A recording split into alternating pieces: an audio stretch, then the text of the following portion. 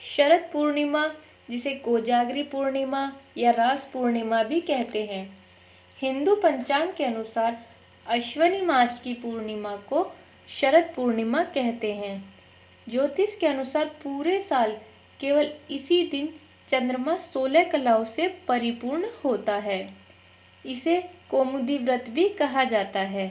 शरद पूर्णिमा के दिन सुबह में इष्ट देव का पूजन करना चाहिए।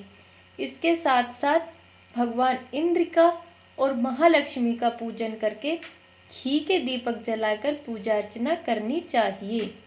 विशेष रूप से इस व्रत को लक्ष्मी प्राप्ति के लिए रखा जाता है। इस दिन जागरण करने वालों की धन संपत्ति में वृद्धि होती है। रात को चंद्रमा को अर्घ्य देने के बाद ही भोजन करना चाहिए। ऐसा माना जाता है कि इस दिन चांद की चांदनी से अमृत वर्षा होती है। शास्त्रों के अनुसार इसी दिन अगर अनुष्ठान किया जाए तो यह सफल होता है।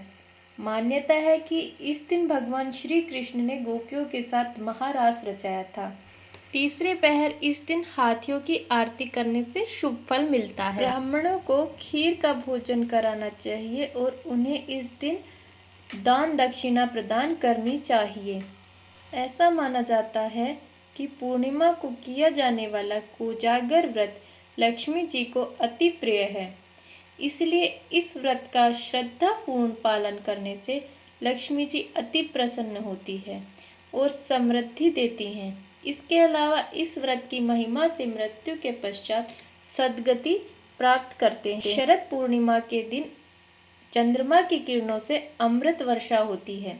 इसीलिए उत्तर भारत में दूध की खीर बनाकर पूरी रात्रि इसे चंद्रमा की किरणों के सामने रखते हैं, जो बहुत शुभ मानी जाती है और हमारे लिए लाभदायक होती है। शरद पूर्णिमा की व्रत कथा। एक साहूकार के 2 पुत्रियां थी।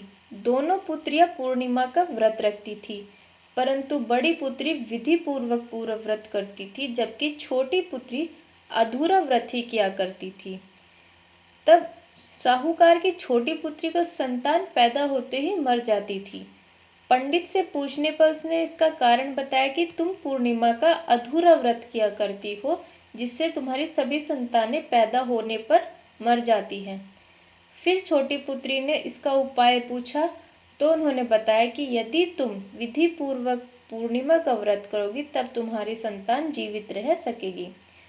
साहूकार की छोटी कन्या ने उन भद्रजनों की सलाह पर पूर्णिमा का व्रत विधि पूर्वक संपन्न किया। फलस्वरूप उसे एक पुत्र रत्न की प्राप्ति हुई, परंतु वह भी मृत्यु को प्राप्त हो गया। तब छोटी बहन ने उसे एक पीढ़े पर लिटाया और उसके ऊपर कपड़ा ढक दिया और अपनी बड़ी बहन को बुलाकर वही पीढ़ा बैठने के लिए दे दिया। बड़ी बहन का घाघरा बच्चे से छू गया और वह रोने लगा। बड़ी बहन बोली, तुम तो मुझे कलंक लगाना चाहती हो।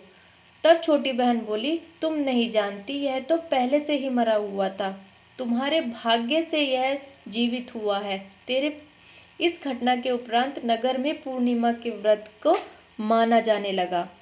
यदि आपको शरद पूर्णिमा की यह व्रत कथा और विधि अच्छी लगी हो तो प्लीज़ चैनल को लाइक, शेयर और सब्सक्राइब करना ना भूलें।